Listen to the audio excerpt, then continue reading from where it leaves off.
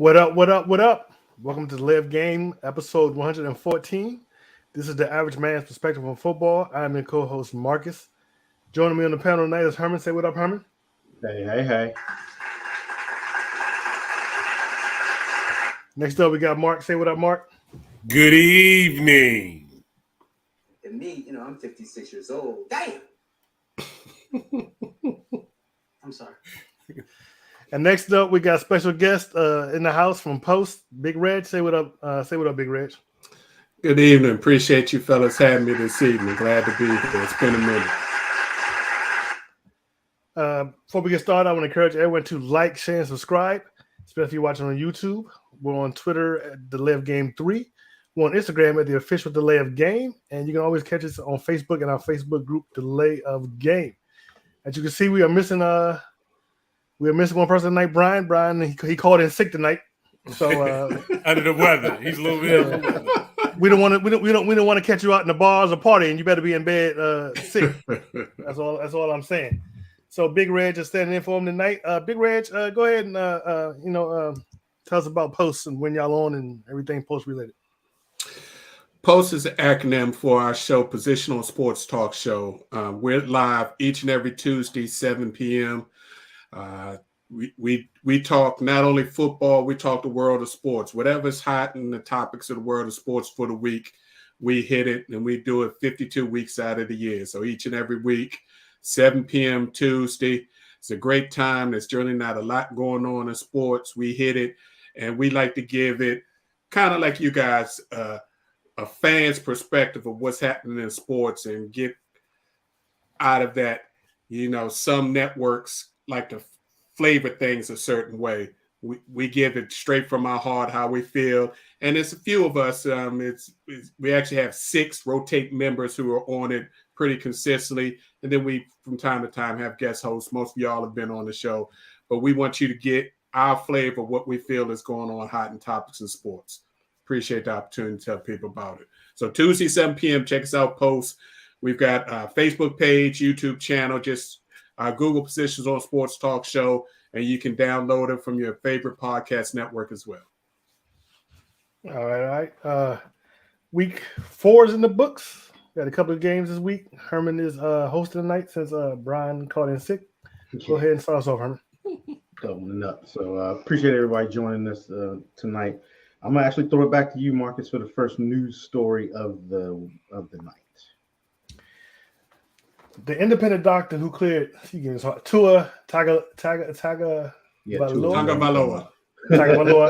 from a concussion diagnosis in the Buffalo game has been terminated. The consultant made several mistakes while evaluating Tua, who exhibited concussion symptoms after hitting his head. Tua suffered another concussion on Thursday.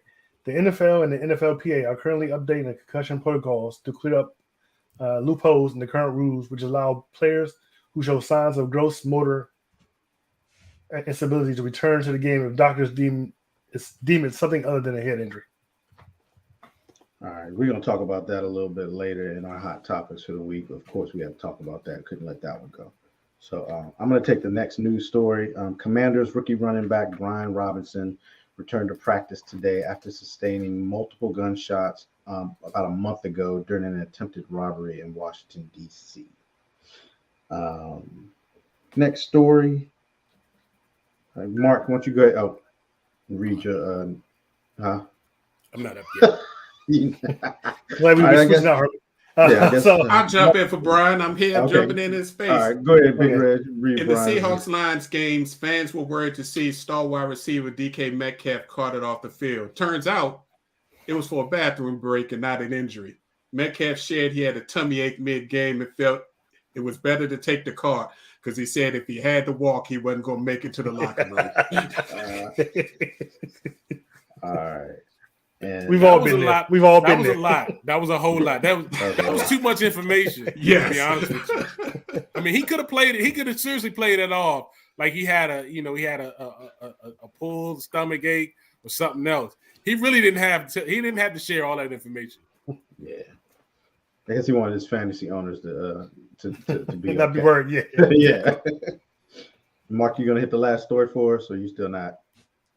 Still not there, Mark. It's not up. Okay, so I'm gonna read this one for Mark since he'll like this story. We put it in especially for him. Seeking a That's why- spark to their offense, the Steelers have promoted rookie Kenny Pickett to QB1 and listing Mitch Trubisky to the backup. Wow. Pickett came on in relief of Trubisky in Sunday's loss to the Jets. He went 10 of 13 for 120 yards, 3 picks, and 2 rushing touchdowns. So the Pickett era has begun. The only thing I'm gonna say about this is, I feel so sorry for Trubisky. He's a team captain. They go out there and they flip the coin and they lose the coin toss. They're gonna blame him for it. They're gonna seriously blame him. They're gonna say Trubisky you call heads, you should have called tails. So he's not gonna live this down no matter which side he stands on, to be honest with you. Yeah, He knew he was a dead man walking. It was just a matter of time. Exactly. That's what I didn't even understand. It was kind of crazy that they made him a captain, but yeah, they knew what they were getting in Trubisky. I mean, he's got a lot of players on his side, as far as support. So they trusted enough in him to name him captain. But that's a tough. It's gonna be a tough slide for him, man. We're gonna have to wait and see what happens with him. I agree. All right, so let's get into. Well, that's the news. And thanks for stopping by. It'd be nice if you told us you were going to add new special effects. So. I like to, you know me. I like to just. I know you got me looking around like, ooh, my phone. All right, so let's get into the hot topics of the week. You got a sound effect for that one? No, I got sound effect for that one. Okay. So late in the fourth quarter of the Bills and Ravens game, with the score tied, the Ravens decided to go for the TD on 4th and goal instead of kicking the field goal and taking the lead. They failed. The Bills proceeded to drive into field goal range and win the game.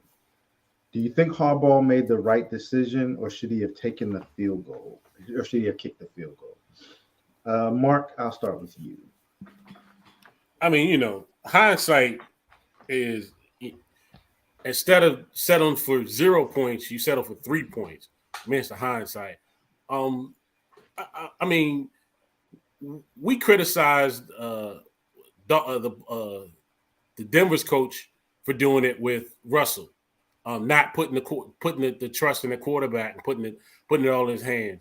They've been doing this for the last couple of years, as far as going forward and allowing Jackson to get the extra yards, to get the first down and so forth. I don't have a problem with him going for it, to be honest with you. I think his answer was perfect. Analytics told him it was better to go for it than not to go for it and get the instead of playing for the 3 and the tie, they wanted to pay for the win. It gave his team more chances or less chances as far as 4 downs to stop him, more so than just 3. So I don't have a problem with him not going for it. But of course, hindsight, he should have kicked the field goal, should have went, played the 3. But if you look at the play, if he did not wait it, he had 2 wide receivers on both sides open. So the play was there. I just think they probably should have tried a little bit a play that probably they haven't seen before. Buffalo have kind of threw a little ruffle in it, and maybe that would have helped out. But yeah, I don't have a problem with him going for it at all. I think you played to win the game, and that's what he did. I don't have a problem with it. Big Red, what you think? I think this is a classic example of coaching staff coaching scared, not believing in his team, and an offensive coordinator who has called plays trying to trick a team instead of using the full capabilities of his quarterback. If you're going to go for it on 4th and 3, trying to win the game, then you need to call a play that's going to allow Lamar to use all of his full capabilities. You're not going to call a traditional drop back play where Lamar's going to drop back and hit a player on his 3rd step back. You're going to give him something, a read option or something like that, where you can move the defense and give him a chance to play. But that never should have happened. kick the field goal. Statistics can lie. Numbers can lie. If you have an opportunity, if you know the Bills' history, the Bills have lost their past 7 or 8 games of a touchdown or less late in the fourth quarter. So you kick the field goal, put the pressure on the Bills to get out of that statistic and put some faith back in your defense. Now his defense is lost for the season. They've already been struggling. And my coaches just told me that you don't believe that even if we give you a field goal lead, that we can't force them to, worst case scenario, stop them for a field goal that you think they're just going to score a touchdown. Yeah, I agree. I agree with you on that. And that's what I was thinking too, is that you take the lead and put the pressure back on Buffalo. And like you said, worst case scenario is that they can tie the game up and then you go into overtime. I mean, you basically, and like, I didn't even think about the part that you said, Big Red, but you basically did tell the defense that, yeah, I can take the lead with 3, but I feel like you're going to give up 7. So it's no point in me even taking the lead at this point. Right. That's a really good point. But yeah, I mean, I know with hindsight, it makes it is 2020 and all that. It's easier, but I thought the analytics in that situation would say to kick the field goal. So I would have kicked the field goal. That's me. Yeah. So Marcus. So much like Mark said, hindsight is 2020. But here's where it's different than what Denver did. The Denver head coach did earlier this season. They were losing, and his option was either go forward or kick a 60-something yard field goal. So it's not the same scenario. As far as should they win for it, should they kicked it? I don't know. Maybe he's taking a page out of Do Steady's playbook. He just goes for it. Big Red is right. I don't think he had much confidence in his defense. And the offense hadn't scored that whole second half at all, even though they were very close right there when he went for it. I'm going to say, yeah, he made a mistake. He probably should have kicked it and just let the defense do what they going to do, because, I mean, Buffalo hadn't been wasn't blowing them out like they've done other teams. They were pretty much holding them in check a little bit, more so in the first half than they did in the second half. But you need to put some confidence in your defense and see what happens. He definitely should have kicked that field goal. And he did something like that last season too, didn't he? He did something like that last season. He must be spending summer times with Deuce Staley of the Chargers. I don't know what's going on with Harbaugh. But yeah, he was wrong. Yeah, because they had what? They were up 20-3, right? I think they were up 20-10. They were up 20-10 going into the second half. But the But overall they did have score a was 17-point. But they did have they a had- 17-point lead. That's a second Yeah. 17-point lead that they've blown. And both games the same way. Started off hot, and then the offensive coordinator started calling a vanilla game. We're just going to coast in for the win instead of keeping his foot on the gas. Their offensive coordinator has caused them to lose more games than I can count. Anytime it's a big game, playoff games and things, he always tries to get cute and tries different things. They're a power running game that has a quarterback that can run, but can also hit wide receivers and tight ends once you get everybody sucked in on a run. If you don't do that, then you're trying to outsmart somebody and be cute, and it's playing against your strengths as an offense. And We see that. We talk about this. We talk about that a lot with offensive coordinators in the league, where they get cute with stuff, and you're like, "What are you doing? Like, you don't have to prove to us that you're this genius. You're an offensive coordinator in the NFL for a reason. Stick with what works and what you know. You don't got to get cute." But we talk about that a lot. We see it a lot all the time. So.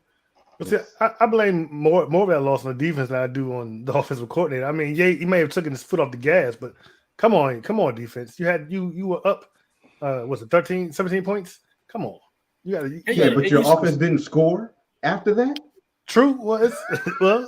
And the word is that they were going to allow them to score fast, and so you can keep the time on the clock.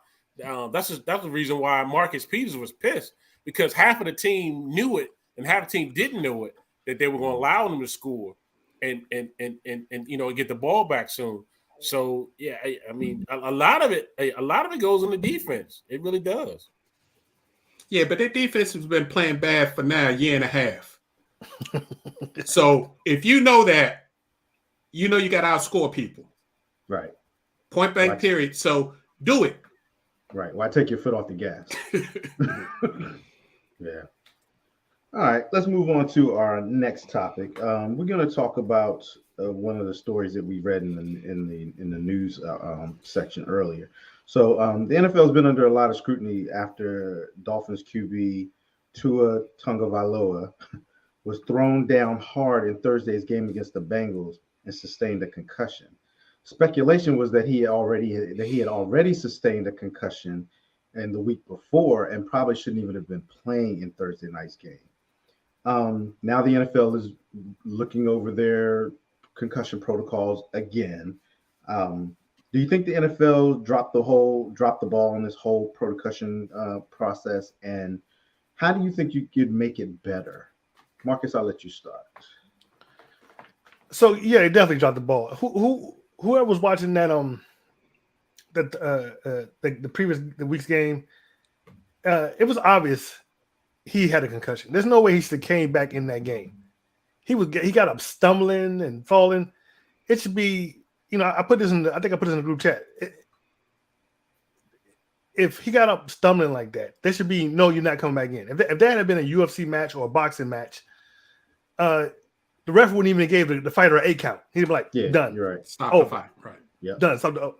It should have been the end right there. He never should have been allowed to come back. Everybody to watch that game. I don't have to be a doctor. I can see that dude had a concussion. He's not right, and he's not. And in that case, he's not able to. You can't trust him to say, "Oh, I'm good, coach. I can go back in." You can't trust him. To me, it's like being drunk. You can't trust a drunk person. Oh, I can drive. No, take the keys. You're done. So they definitely dropped the ball. He probably hadn't recovered from that concussion, and then they would have had a short week played on Thursday. Yep. Yeah. So the ball was dropped by a lot of people. It was dropped by the team. It was dropped by the NFL. It was dropped by anybody that's empowered NFL that was watching that game or seeing that highlight of him getting up from that injury. He never should have been allowed to come back in. He shouldn't have been allowed to play on Thursday. And as far as how the process can get better, I really don't know. But some things you just got to have common sense about. And to me, that was a common sense call. He was hurt. He was concussed. There's no way he should have got back in the game. And no way he should have played on Thursday. So, but as far as how they can improve the process, I couldn't tell you. Mark, what you think?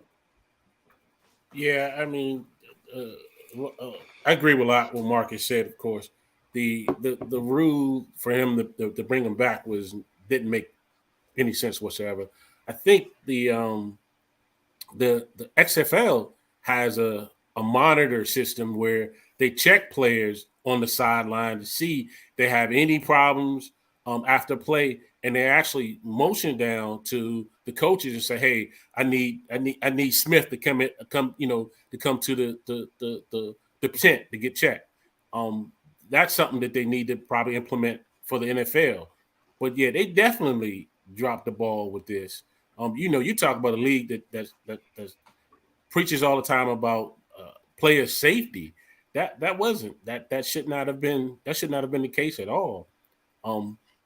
And to go furthermore as far as improving it, you would have to take that out of a player's hand. You have to take it out of the team's hand and let somebody else outside the box officiate that, or make sure that you got a better way of checking this out. Because I mean, it's funny as you may sound, it looked like he throwing gang signs up. But that man, we don't know what the long-term effect would be from him having that type of issue. That's not safety as far as I'm concerned with the NFL. You talk about safety, let's prove it. Let's do it. You put a better plan in place to save these players from concussions. Keep them from being safe from themselves. Yeah, that's it. Yeah, it's a bad move. Yeah. And one more thing. So, and 2 concussions in a matter of 4 days. That could probably might end your career. It could. It could. Might end your career. It very well could. Yeah. But yeah, I'm in 100% agreement with you guys that they definitely dropped the ball. And then they scapegoated this unaffiliated doctor because He's not the only one that can make this decision. Matter The of fact, team he couldn't make the decision in the current protocol, which they're going to be changing. I wouldn't be surprised if they change. You'll hear a change in the protocol before tomorrow night's game. Mm-hmm. There were 5 items that were quote unquote immediate no-goes with an asterisk around the one about gross motor stability. Mm-hmm. That one was still up to the judgment of the team doctor. Even though you had this unaffiliated neurosurgeon on staff who's doing this, plus they have one up in the booth. They actually have spotters in the booth. Yeah, they do have for their spotters, games. Yeah. All he can do is make a recommendation. The team doctor still has to say of what's going on.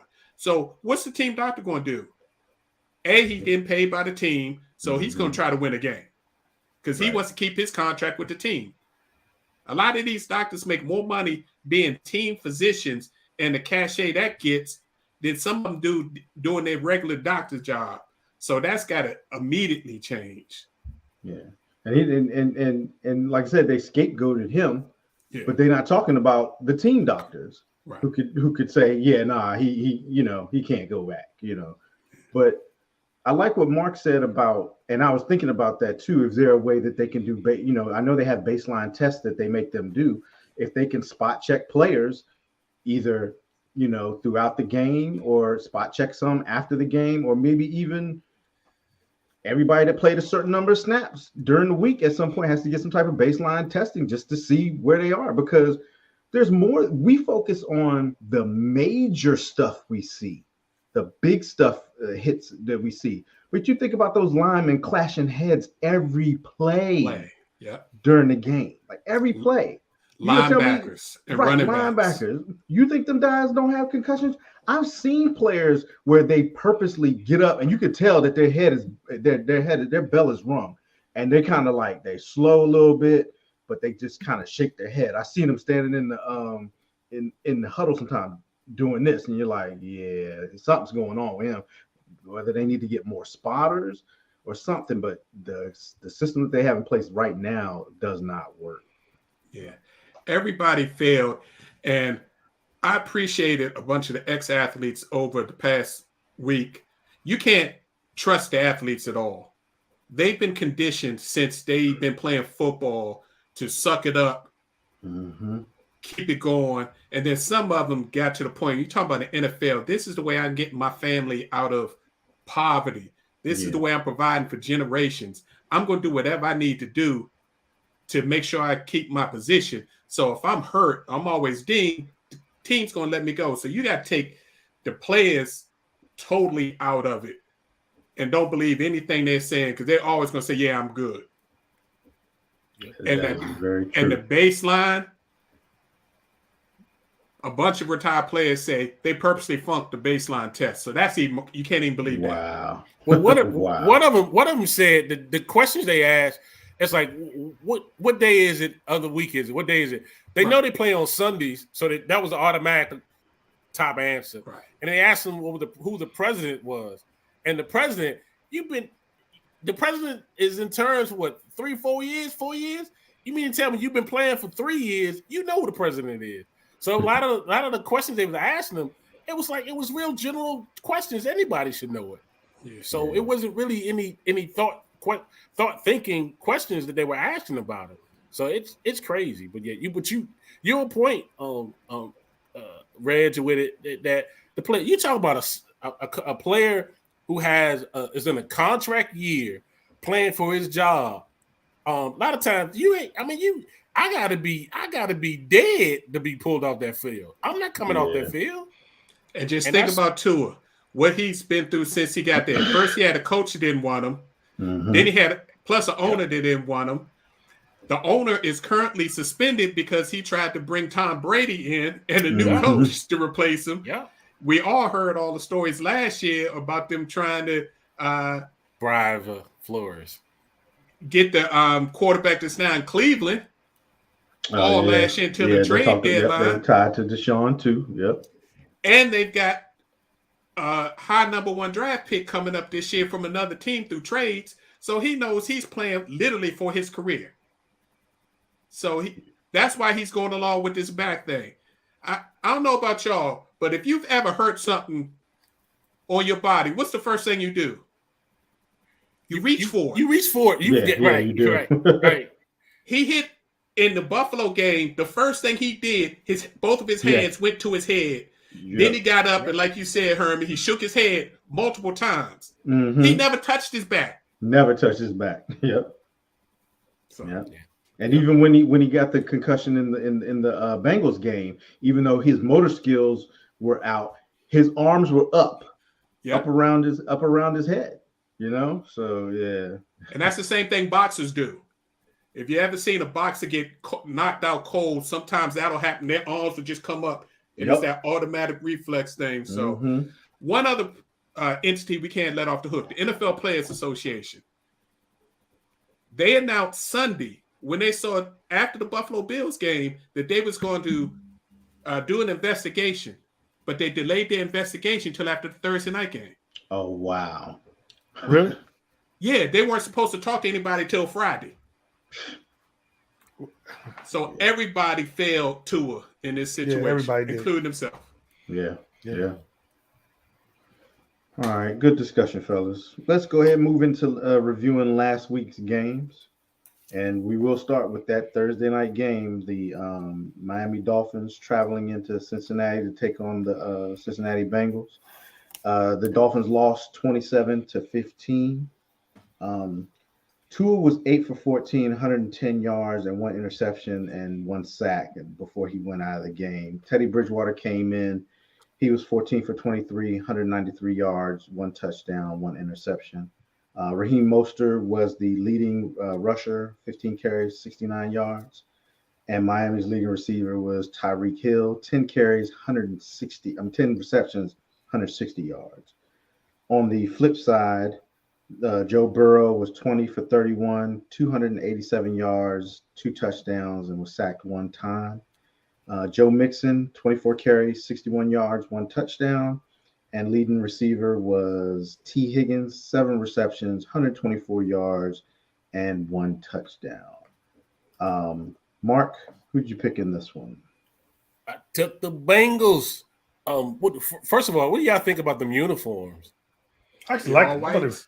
Yeah, that was pretty cool. It was good to see something different. It's better than sometimes that ugly orange and black. I'm not really a big fan of orange. It was kind of slick. I didn't enjoy it. This game, man, I thought the Bengals looked more like the defending AFC champions that they were last year. Miami pass rush. We talk about the game against the Bills, how they went through a 90-play drive in that heat. I think it wore them out. They couldn't get the pass rush going against the Bengals. Before that, Burrows was being sacked, average 3 to 5 times a game. I think they only got to him once in this particular game. But surely the Bengals look like they would get back on track. And then the other thing that hurt the Dolphins was Xavier Howard got hurt the second half, and it was a field day from them as far as receiving. But I took the Bengals on this one, and they won it. I was right. Yeah, I got this one wrong. I picked the Dolphins on this one. The Dolphins is one of the hottest teams in the league at the moment, and the Bengals have been struggling, even though they had started to come on a little bit. But I think I'm sure the loss of your starting quarterback, and especially seeing him go down like that, definitely played a role going forward in the game after that. So they just couldn't get it together and win it. So I picked the Dolphins, and I got this wrong. Big Reg, who'd you have in this game? Well, we don't pick them on the shows, but I thought the Dolphins were going to have a problem with this because Mark brought it up. That game against Buffalo on Sunday, the defense was on the field 90 plays. And I don't care, trying to turn that around in 4 days and play another game and travel and get your body rehydrated and all that. That was a lot to ask. And then once Tua got hurt, you saw the whole energy of that team was gone. So you really can't even count the Bengals win as a legitimate win. Once that happened, it was done. in my opinion. But the Bengals are starting to look closer to what they were the previous year, and that offensive line did start playing a little better. So I expect them to give the Ravens a little bit of a run for the division crown. But don't count the Dolphins out, because I think Teddy will be okay once they put a game plan in place for him. Yeah, once he gets a week of reps in practice. And Marcus, who'd you have in this one? I picked the Dolphins. I was wrong. This game was. I felt even once Tua went out, it was pretty evenly matched. They had first downs. Miami had 20. Bengals had 16.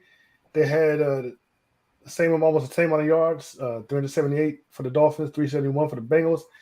I think the difference was this time Burrow didn't get sacked so many times. He only got sacked once. So that made a big difference, and it was the reason why they were able to look like the team that was in Super Bowl early this year. I think that was the biggest difference right there, and it shows that if their offensive line can keep people out and away from Burrow, then they can compete. So, but I picked Miami, and I was wrong. All right. Anybody know who Brian took? Anybody remember who he took in it? Nah, I don't even remember. I don't remember. He didn't lone wolf it, so he must have. No, there was no lone wolves this week. So he must yes, have. excuse me. Yes, there was. No, there Who lone wolfed? I did the last game. The last game. Oh, okay. We get back to it. Maybe I missed that, Mark. Maybe I don't know. All right, let's move in. I think Mark making stuff up. I think you're making stuff up. He trying to get the music. I think Brian must have took the Bengals. He had to taking the Bengals this week. Yeah, we split. Yeah, we took 2 and 2 on that one. All right, let's move into the next game. We had the Bills traveling to Baltimore to take on the Ravens. The Bills pulled this one out with the last-minute field goal, 23-20. Josh Allen was 19 for 36, 213 yards, 1 touchdown, 1 pick, and he was sacked 1 time. Josh Allen was also the leading rusher for the Bills, 11 carries for 70 yards and a touchdown. Leading receiver, of course, Stephon Diggs, but he was pretty much held in check, 4 receptions for 62 yards. He didn't do too much damage. On the flip side, Lamar Jackson was 20 for 29, 144 yards, 1 touchdown, 1 interception, and he was sacked twice. Lamar was the leading rusher for the Ravens. 2 interceptions. Yeah, 2 interceptions. Didn't I say 2 interceptions? I said Like you 1 touchdown, 2 interceptions. I thought I said I'm sorry. You want to host? I shut up now. Lamar had 11 carries for 73 yards, no touchdowns. And Devin Duvernay was the leading receiver, 4 receptions for 51 yards. So going into this one, Big Reg, who do you think was going to win? I thought the Bills would win this game simply because the Ravens defense had been playing so poorly. So I was actually surprised that the game was so close at the end, because I really thought that Bills offense would overpower the Ravens defense. So you think maybe it was the weather that probably slowed down the Bills offense some? Yeah, we had three bad weather games this week, so I'm sure that played a little bit into it. But the Bills have a bigger problem long term, though. They've got to start letting their running backs be their running game, because Josh Allen is going to take a shot. It may not be this year, but sooner than later, he's going to take a shot that he's not going to get up from. And all he has to do is look at Cam Newton to see what his career is going to be at the age of 30. You're right about that. They definitely need to get their running game with their running backs going. Marcus, who'd you have in this one? I picked the what did I pick? Oh, I picked the upside. I picked the Bills. And of course they did win. So, a couple things about the game, something we already discussed. Ravens have been blowing big leads this season. The defense has not been looking very good. The Ravens have scored in the second half. So that's pretty much, why they lost. And then one thing I got to say is, what's his name? Duvernay? Yeah. Yeah, he's a beast. He's definitely the number 1 wide receiver now. That wild bobbled catch that he got during that game, that was one of the highlights of the week. And you could tell Lamar definitely doesn't miss Hollywood Brown. He definitely has his number 1. But Yeah, I picked the Bills, and the Bills won. Mark?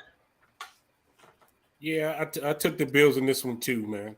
I mean, this was a nasty football weather. This was nasty rainy weather. Baltimore controlled the ball for like 38 minutes the last game against Miami, and they almost had the ball for almost 40 minutes in this game. For them to have the ball for so long, control the ball, they just can't close it out. They haven't been able to close it out. Much like we talked about playing to win, and more so than trying to conserve the game is what their problem has been. They need to put the pedal to the metal and keep going. I tell you what I thought was funny. I don't think they're going to ever cut back to Ken Dorsey's and his temper tantrum. It was nice to see him not having a temper tantrum in the booth. But I don't think. And look, I think from now on he told him to keep the camera off of him doing crucial games at the last minute. So we didn't see that. But yeah, this was a good game. I thought the Ravens probably should have won it, but I'm glad the Bills did win it. So I took the Bills. Yeah, I took the Bills in this one also. I'm on that Bills bandwagon this year. They look like they are that team to beat, but they have been not looking as good as everybody expected them these last couple games. And Big Reg, he hit on it. It's you got to get the run game going with your running back. You got a great quarterback, but letting him run out there like that. Who's Buffalo's backup quarterback? Anybody know? It's somebody we know. It's not somebody who's gonna take them to the Super Bowl. I can tell you that right now. It's Barkley, ain't it? It's Matt Barkley. I think you're right. Yeah, it's Matt Barkley. Yeah, that's a drop off big time. So, but yeah, I picked the Bills in this one. I got it right. All right, so let's move on to the next game. We had the Chicago Bears traveling into New York to take on the Giants. Giants won this one 20-12. Justin Fields was 11 for 22, 174 yards, no touchdowns, no interceptions, and was sacked 6 times. Khalil Herbert was the leading rusher, 19 carries, 77 yards. And the leading receiver was Darnell Mooney, 4 receptions for 94 yards.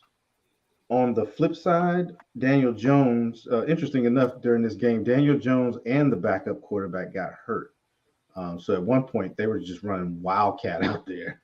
But Daniel Jones was 8 for 13, 71 yards, no touchdowns, no interceptions, and he was sacked 1 time. And then Tyrod Taylor came in. He was just 1 for 3, 11 yards, and 1 interception. Saquon was the leading rusher, 31 carries, 146 yards. And Daniel Bellinger was the leading receiver, 3 receptions for 23 yards. Wow. Yeah. I'll go first on this one. I picked the Giants. I got this one right. I mainly picked the Giants because the Bears are so bad. Like, I know the Giants looked bad the week before against Dallas, but I put that on Dallas's defense, and I put it on the fact that their offensive coordinator decided that he wanted to pass the ball instead of doing what he did against Chicago and running Saquon Barkley. So, I mean, 31 Dallas had problems stopping the run, obviously. So you see what Saquon did to Chicago this week. 31 carries for 146 yards. That's crazy. But that's the reason why I picked the Giants. I picked them, and I got this one right. Excuse me, Mark. Bless you. Thank you. Who do you have in this one? Was it Mark or Marquez? Mark. Hey, so you said Saquon, 31 attempts for 146 yards. He was the best player out there. By Sunday far. for both teams. Yep. He's making an argument, man. If this team stays above 500, he might be an MVP candidate, to be honest with you. At least in my book. Justin Fields, I mean, he was sacked 5 times. He might go down. He might be go down as a different 30 for 30. 30 sacks.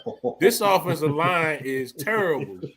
And you can see, man, what's bad about this is this kid, man, he drops back to pass, and as soon as he doesn't see anything open, he takes off running. Mm-hmm. They got to find a better game plan and come up with something to help this kid out. They were 0-3 in the red zone, which was bad. They had to settle for field goals. They was atrocious. But nevertheless, I chose the Chicago Bears in this game for some reason. I got it wrong. Wow. I mean, if you think about how bad Chicago had to be for New York to lose both their quarterbacks And still for a short stint of time and still won the game. That's But crazy. Daniel Jones came back in, didn't he? He did come back. Yeah, but He couldn't play quarterback. They had Exactly. him lined out wide as a Exactly. wide receiver because he couldn't get under center because he couldn't take any steps back. they just used him as a decoy out there. He was just a quarterback decoy. That's all he was. That's crazy. Marcus. I picked the Giants. Much like you guys said, I didn't have much. Well, I guess Mark did, but I didn't have much faith in the Bears. I think the two big things from not two big things, but the big things from this game was those two rushing touchdowns by Daniel Jones. It's weird to see because he doesn't even look like he's running that fast. He's so tall. He was jogging. He's so tall. He looks so slow doing it. And so you say you're that fast. That means Chicago's defense really sucks because those were two very long runs for touchdowns. Very long. He was jogging. I say he's jogging. I was like, he's jogging. That's the way it looks. It looks like he just taking his old sweet time. Like, I'll be there when I get there. Yeah. And then, like y'all said, Saquon appears to be back. He totally dominated that game. That one play where he got passed in the backfield and like he was going to tackle and they got 16 yards on it. He looked very good. Saquon might be back if he can, stay away from that injury bug. Mark might be right. He might be a candidate for MVP this season. He looks very good. But yeah, I picked the Giants and the Giants won. Big Reg going into it. Who do you think is going to pull this one out? Yeah, this was easy Giants victory. The Chicago Bears is a classic example of an organizational, professional malpractice. What not to do with the organization, especially when you draft a young quarterback. Worse than And the they've done Commanders, it Reg? twice. Is that worse than the Commanders? What not to do? Worse than them? Chicago? Yeah. Well, Because that's a lot. you've done this twice. Because they traded up and drafted Trubisky and put him through the ringer, had him with two different coaches that didn't know what to do. Now you bring in Fields. You fired the GM and coach who drafted him. So now you got people guiding him who have really no loyalty to him.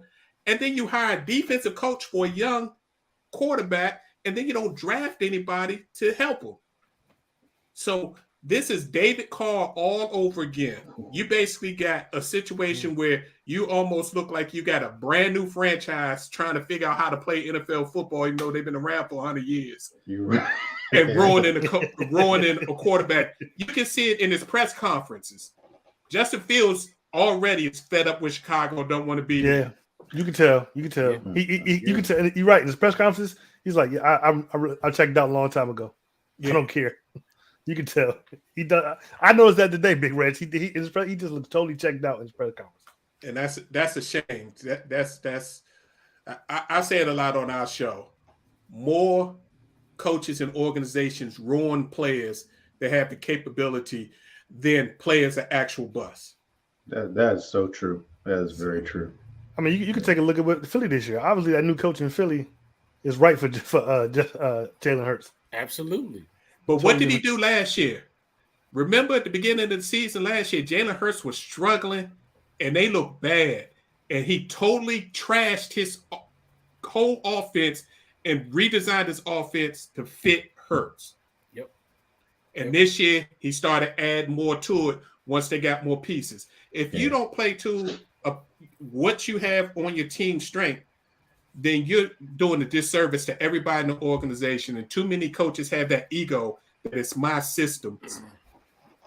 Yep. So That's exactly what it is, that ego. All right, let's move on to the next one. This one was an interesting one. You had the New England Patriots traveling into Green Bay to take on the Packers. The Packers won this one in overtime, 27-24. Aaron Rodgers was 21 for 35, 251 yards, 2 touchdowns, 1 interception, and he was sacked 1 time. Aaron Jones was the leading rusher, 16 carries, 110 yards. Leading receiver was Alan Lazard, 6 receptions, 116 yards. On the flip side, the Patriots started this game with Brian Hoyer. He was 5 of 6 for 37 yards before he got injured, and 1 sack before he got injured. And they had to bring in their rookie third stringer, I guess, or second stringer for that game, Bailey Zappi. He was 10 for 15, 99 yards. Yeah, exactly. 99 yards. He had 1 touchdown and 3 sacks. Damian Harris was the leading rusher, 18 carries, 86 yards, 1 touchdown. Leading receiver was Nelson Aguilar, 3 receptions, 46 yards, and no touchdowns. So going into this one, Big Reg, who did you think was going to pull this one out? I really thought Green Bay was going to just blow the Patriots away. I mean, they're without their starting quarterback, who was struggling himself. You've got 2 defense coordinators on the offensive side playing offense coordinator for New England. So this shouldn't have been a no contest, much less having a backup get hurt early in the game and a third stringer for New England, keeping them in the game and giving them a chance to win. So while Green Bay won, they should be ashamed of themselves. That game should not have been close at all. Marcus? I picked Green Bay, but much like Big Rex just said, that game shouldn't have been close. You're dealing with the backup quarterback, then you're dealing with the third string quarterback. And even Evan Rodgers said himself that they can't – winning like this is not sustainable. They got to do something. They got to do something. Otherwise, other teams are going – there's other teams in the NFC that's just going to take over if they don't do something. But I picked Green Bay thinking it was going to be a blowout. It wasn't, but I was still right.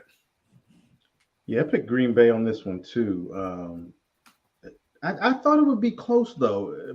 Crazy in my mind because I was just giving Belichick a lot of credit for liking to take away what the other team likes to do. And then Green Bay was still struggling a little bit with Aaron Rodgers and his receivers. So that's why I thought this one would be a close game. But, I watched the end of this game, and Green Bay shouldn't have won this game. No. Bill Belichick played. When they went into overtime, the Patriots defense stopped Green Bay, and they got the ball. And I think they got a good punt return, and they needed about 15 yards to get in field goal range. 15 yards. But they called the plays so conservative, they did not give that rookie a chance to move to throw the ball. I think he threw on third down. Like they had 2 run plays, didn't go anywhere, and then he threw on third down. But they were right there where they could have kicked a field goal. And they played conservative, like as if they were going to say, well, hopefully we can just stop them and maybe we can, get a tie. But they could have won that game had they just been a little more aggressive in that game. I mean, it's to the point where it was late. It was late in the overtime. You knew that once Green Bay got the ball back, that was going to be it. Nobody else was going to they weren't going to get another chance to get the ball. And they had Aaron Rodgers. Like, come on, man. You think they weren't going to get into field goal range at that point? Your defense had done pretty good, but I guess that's a reverse where Bill Belichick felt like, my defense is going to hold them to out of field goal range. And so they were conservative with the play call. But if they had been just a little more aggressive and let that rookie try to get that 15 yards, they would have won that game off a field goal. But I picked Green Bay, and I did get it right. Mark, who'd you have? Yeah, I took Green Bay on this one also. Rodgers had a horrible start to this game. He was horrible. He rebounded the second half, but a pick 6 in Lambeau for him, that's like unheard of. Not Lambeau, but the kid Bailey Zappi, they spoiled his unexpected NFL debut, but they had a 12-play drive. 12 plays, was it 77 yards within 7 minutes? And they went downfield and scored the field goal at the last minute. So they barely escaped this one, but I took the Packers and the Packers won it. All right, let's move on to the Sunday nighter. We have the Kansas City Chiefs traveling into Tampa to take on the Bucks. This one was it wasn't as close as the score shows. It was Absolutely not. Yeah, Kansas City won this one 41-31. Pat Mahomes, 23 for 37, 3 touchdowns, 1 interception. He was sacked 3 times. Clyde Edwards-Helaire, 19 carries, 92 yards, 1 touchdown. Leading receiver, no surprise here, Travis Kelce, 9 receptions, 92 yards, 1 touchdown. On the flip side, you had Tom Brady. He was 39 for 52, 385 yards, 3 touchdowns, and he was sacked 1 time. Rashad White, wow, 3 carries for 6 yards. And then Leonard Fournette, 3 carries for -3 yards. No run game at all. 4 yards total. Yeah. Leading receiver, Mike Evans, 8 catches, 103 yards, 2 touchdowns. And Chris Godwin followed that up, 7 receptions for 59 yards. Mark, who'd you have going into this one? I had the Kansas City Chiefs. Can I just say, I love watching Patrick Mahomes play. I love watching this young man play. Hey, the last time he played down in Tampa, it wasn't good for him in the Super Bowl. He was determined. He was gonna show y'all, hey, look, last time I played here, I didn't play so well. I'm gonna show you what I can really do. He did it. He did it. Anytime you got Tom Brady turning the ball over to an interception and a fumble, he gonna come out on the losing end of it. But I took the Kansas City Chiefs, and like I said, I love watching them play, man. The Chiefs. What can I say? Marcus? I also took the Chiefs. Much like Mark said, just love watching Mahomes play. He like the Mahomes we used to seeing, and just I was just surprised at Tampa Bay's defense. I think before then they had given up just a total of like 21 or 27 points. They had the number one defense going into this game. They had the number one defense through 3 games, and it just just goes to show that when Mahomes and Andy Reid are in sync and on point, they can do it. I mean, he did some magic that night, and I never thought I'd be saying this about Tom Brady because y'all know I've been the biggest Tom Brady fanboy for a long time. You should have retired in the offseason. Now Giselle done went and got a divorce attorney. So you talking about hundreds of millions of dollars at stake. Hey Marcus, remember you talked about this beginning of the season, that possibility she might force him to retire during the middle of the season. Well, I don't think he's going to retire, but it's definitely going to affect his. Because now that they're getting a divorce, there's no point in him retiring. I got to agree with you on that one, man. You was on point on that one. I think that's happening. That's what's happening. Bill Belichick, we always say, he likes to get rid of somebody 1 year before they turn bad. Tom Brady should have retired last year. He had nothing else to prove. He got 7 Super Bowl rings. He might improve the rest of the season. I think I got to check, but I think I might have picked him to go Super Bowl. I'm definitely not picking him anymore. It's just not looking good. And everybody can say, "Oh, he had 385 yards, 39-52." Those were garbage yards. That was garbage. Yeah. Those were garbage. They were never. I don't think they were ever in the lead. They were never in the lead. So I feel sorry for Todd Bowles because I don't think the offense is really going to improve that much. And then Tom Brady's gone after the end of the season, probably. And then Tampa Bay's going to suck again. Then he's going to be fired in about 2 years. So that's what I really feel sorry for. But I picked the Chiefs and Chiefs won. Big Red, who'd you have going into this one? I like Kansas City just because the Tom Brady divorce, and before this week, we just thought it was a separation. But both of them have hired high-powered lawyers, so they getting divorced. When you hire lawyers that they hire, it's done. And I don't care what he does for the rest of this year. He's going to be worried about that divorce, how much it's going to cost him, because I'm sure she's going to put all the blame on him and what he was supposed to do. Where the kids going to be at. But see, Big Reg, she's worth a lot more than he is. So he might not have paid anything. She's made a lot more money in her career than he's made in his. She's the breadwinner in that family. Who has the $400 million contract that he signed this year? I think she's still. I understand, but she's going to get a percentage of his future earnings. All her money's already been earned. He signed that contract this year. I guess that's true. So he's going to be in a situation where that's always going to be on his mind, and then he's going to be thinking, "I came back and possibly lost my family for this, playing with this team." So that's a tough beat, but. As far as Kansas City, Patrick Mahomes is on a mission to prove a point this year. That y'all talking about all these people that's ahead of me now Y'all trying to give Josh Allen the MVP. Y'all talk about I might not be the best quarterback in my division, and the guy that has never even made the playoffs is the best quarterback in the division. So he's trying to prove it. And the small little enhancement to Kansas City offense that's big, the 7th round draft pick of this year, Isaiah Pacheco, that they've added to the running game. Yes. Oh, my. So now they got a 2-headed monster running game, both young guys, which is going to make Clyde Edwards-Helaire have to produce because he knows he's got a young guy behind him. He always had old guys that were at the end of their career, so he wasn't worried about it. Now he's got to show up and play. So, yeah, Kansas City going to be scary. I agree. Yeah, one more thing. So I was playing Mark in fantasy, and he had Mike Evans and Clyde Edwards-Helaire, or whatever, how you pronounce the name. I was so worried that whole game. I was so worried that whole game. But I needed so much from them that game, but it wasn't enough. But you only down by like 40, and Mike Evans got like 22 points in the first half. Yeah. I was like, oh my goodness. Yeah. All right.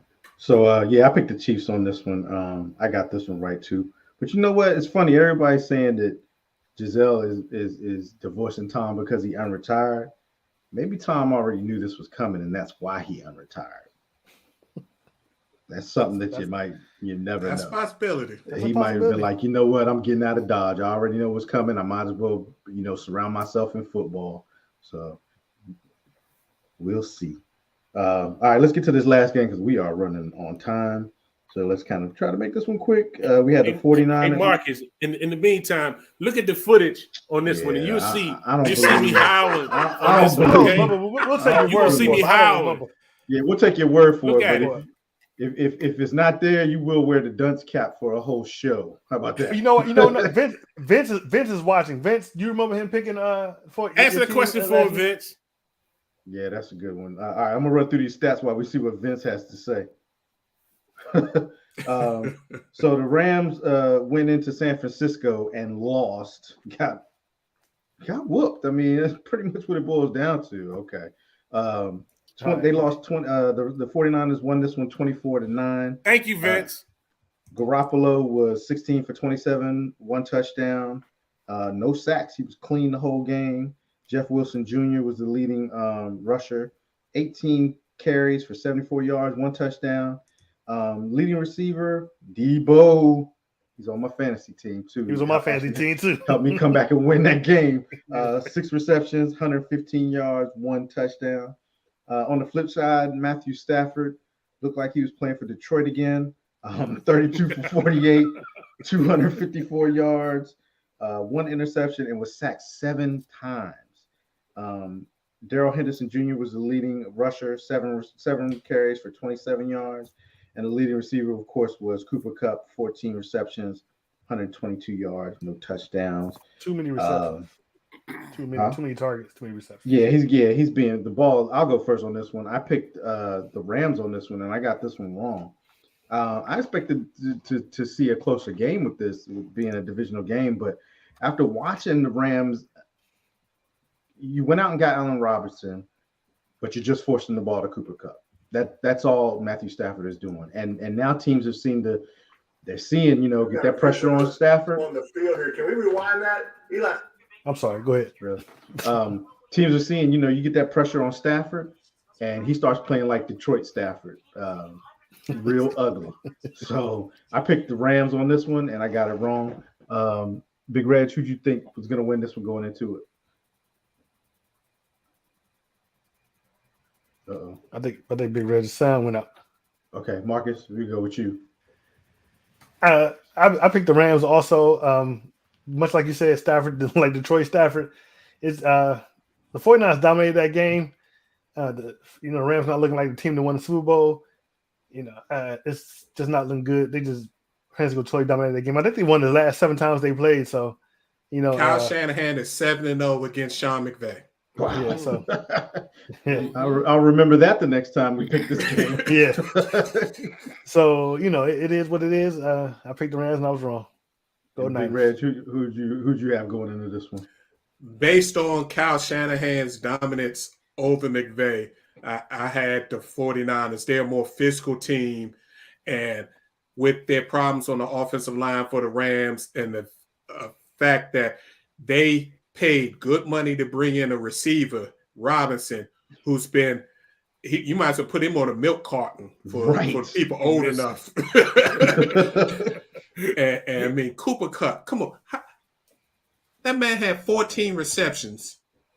Target him 19. And the tight end were the only people he was targeting. So, yeah, the Rams got a lot of problems, and the Rams not going to make the playoffs this year.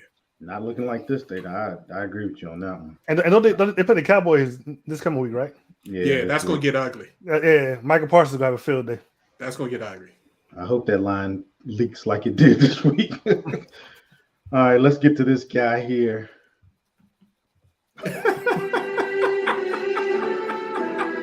Thank you. All right, we in a hurry. Get this over with. Let's go. Come on. Hey, man. Right. Debo Samuels and that defense, they just whipped him. They just totally whipped him. That 57-yard catch was electric. It inspired him up. Inspired him up so, you seen that protester run out in the field with the little pink, had the pink smoke going out there. Yeah. And Bobby Wagner flattened him. They were fired up after that one. They were fired up. He pressed charges against Bobby Wagner for that. Whatever. Did you really? He may get out of here. But you're absolutely right, Big Red. 7 straight wins on Shanahan on McVay. So yeah, I took the 49ers. Play my extra my music, man. All All right. That's last week's games. Let's roll into this week's games. Since Brian's not here, I'm not even reading the spreads, okay? All right, so we got the 1-2-1 Colts going into Denver to take on the 2-2 Broncos. Excuse me. Bless you, I'll start this one off. I'm gonna go ahead and take the Broncos in this one. Broncos at home. Colts, they're just too up and down, and Taylor's out this week, even though Najee Hines is a nice replacement, but still, Taylor hadn't really been doing that much anyway, so might be a little bit of an advantage because they like to use Hines out the backfield to catch passes. So, but I'm going to go with the Broncos. I think the Broncos are starting to get it going just a little bit. Marcus, who you got in this one? This is a hard one for me because neither team is looking that great. The Broncos have been looking anemic, and I don't like the Broncos' new head coach. He doesn't seem like he knows what he's doing. But since it's a home game, I'm gonna go ahead and pick the Broncos, and I got more faith in Russ than I do. What's his name? Matty Ice. Big Reg, who you think's gonna win this one? Yeah, this is a Broncos W. If the Broncos don't win this game at home, then this new coach can start putting his house up for sale because he was hired before the new owners came in. Oh, true.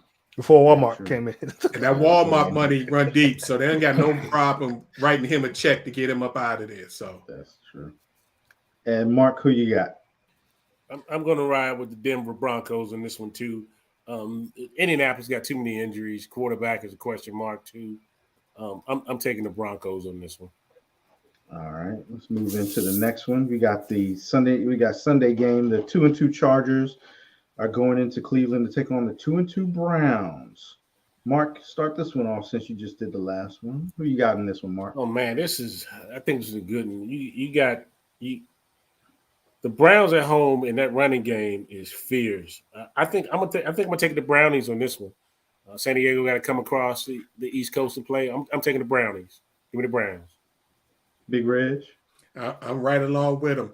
I think they're going to out-physical the Chargers. Plus, the Chargers have a lot of people out on injury. They're missing Bosa. DB got hurt. And don't forget, their quarterbacks got some bruised ribs. Mm-hmm. And all it takes is one good shot, and he could be out the game and out for the season. So, Browns, easy. Yeah, I thought I was going to lone wolf with this one, but I see I'm not. I'm going with the Browns, too. And my big thing was the Chargers are very injured right now. QB is banged up, and that Browns run game. Marcus, who you got? Yeah, I think we're all gonna be in agreement. But before the the season started, I probably would have picked the Chargers to win this game, but seeing how the Browns' run game is, and they've been looking pretty good lately, I might have to go ahead and go with the Browns. And it's a home game, Browns. All right. So we got the 1-3 Lions. Never thought I would say this. It's just the 1-3 Patriots. That's a wild one right there. Wow. Patriots are at home in this one. Marcus, who you got?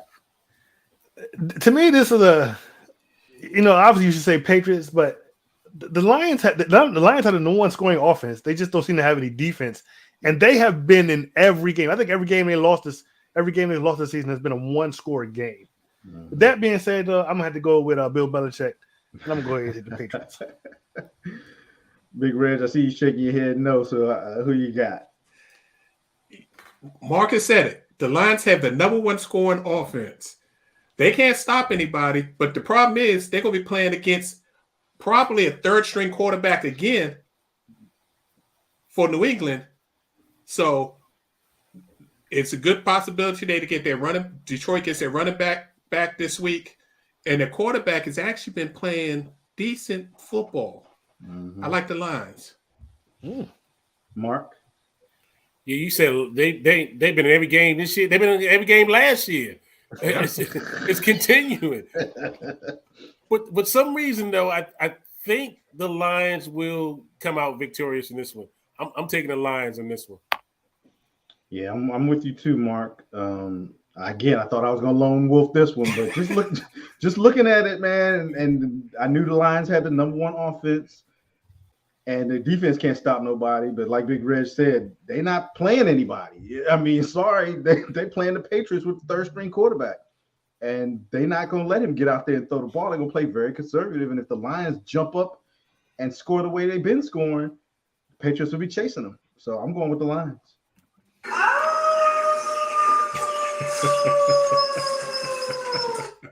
All right, so we're moving on to the next one. Who would have thought that in this week everybody would have been lone wolfing the The Patriots Patriots, right? against the Lions?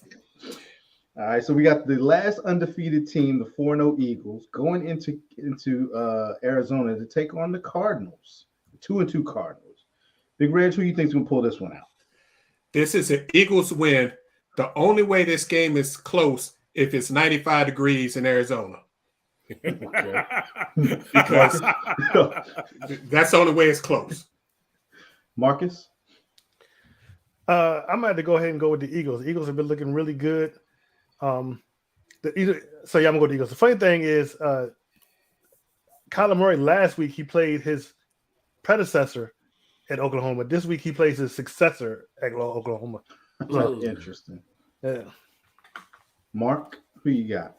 Fly, Eagles, fly. I'm taking the Eagles, man. You didn't have to sing that thing.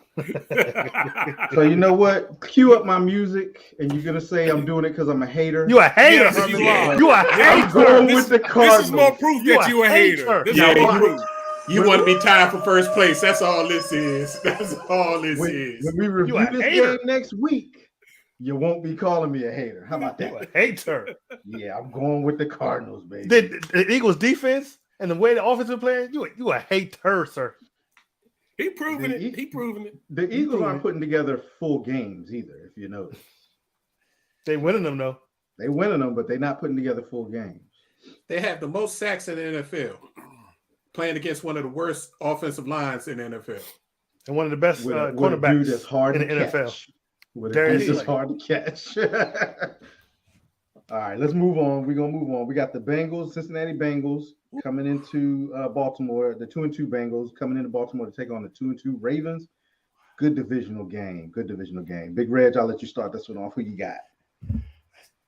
To me, this is really a toss-up. Based on the way the Ravens played last week, I think their defense is going to be down on themselves some more.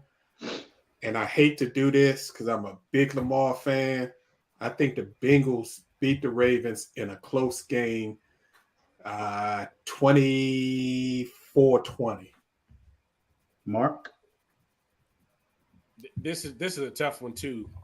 I got Lamar in my fantasy, but I've been drinking the purple Kool-Aid so far all year. I think the Bengals will come back and do it on this one. They're gonna split this year. They'll split, and I think the Bengals will get this one. On the road, interesting. Marcus, who you got? I think I'm also going to go with the Bengals. It's just the Ravens, they've been giving up a lot of points. Defense has been looking great. And, yeah, I agree with Mark. They're going to split, but this week I'm going with the Bengals. Queued up.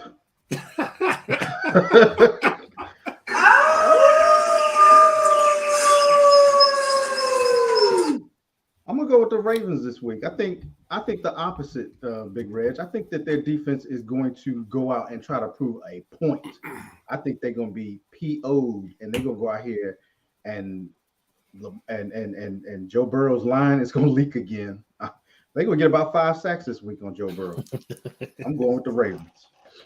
All right, last game, Monday nighter. We got the 1-3 Raiders taking on the 3-1 Chiefs. I'll start this one off. I think everybody's probably picking the same on this one, but I'm going with the Chiefs after seeing what they did to the Bucks on the road, and now they get the terrible Raiders coming in at home. Yeah, give me the Chiefs. Marcus. I'm definitely taking the Chiefs, but the Raiders do play the Chiefs close. I think it'll be a close game, but unfortunately, I'm going to have to go with the Chiefs. Mark. The Chiefs take Kansas City. And Big Reg. The revenge tour continues. Kansas City Chiefs. All right, so those are the games for this week. I'll try to wrap that up pretty quick. We over time. We can skip final thoughts for this week. What you think? Is that what we do? I just want to say one quick. Okay, I just want to say thoughts. Go ahead, Mark. thing. One quick thing, man. My heart and prayers go out to all the family and the folks down there in the Tampa and Florida area. Hurricane came down there over the weekend and wiped out and destroyed a lot of homes, a lot of people, businesses, a lot of family, a lot of people lost their life. Please take a moment. Thank God for what you have. Pray for them, and just hope that some things turn around for them down there real soon, please. Also, wish Brian speedy recovery. Get back here. Big Reg. Just on Mark's thing, same thing goes for Puerto Rico that people don't forget to talk about. Yes. They got hit harder than Florida. And they were still recovering from what they got hit from before. So, Exactly. Yeah, definitely. I didn't really have a final thought this week, but again, I'll piggyback off of that. Prayers for Puerto Rico and for Tampa. Eddie Kane, get better. Next time, give us more of a heads up, maybe. I think you didn't want nobody to replace you. Gotcha. We work fast, sir. We work fast. Exactly. And Marcus, go ahead and bring it home. Just to piggyback off everything you guys said, pray for everybody down in Florida, pray for everybody down in Puerto Rico. Just want to thank Big Reg for stepping in tonight and hosting the show. Yes. Appreciate you. We appreciate you. My pleasure. My pleasure. Before we get out of here, I want to encourage everyone to like, share, and subscribe, especially if you're watching on YouTube. You can catch us on Facebook in our Facebook group, The Live Game. We're also on Twitter at The Live Game 3 and on Instagram at the official Delay of Game. We will see you next week. Same bat time, same bat channel. Peace. We out. Peace.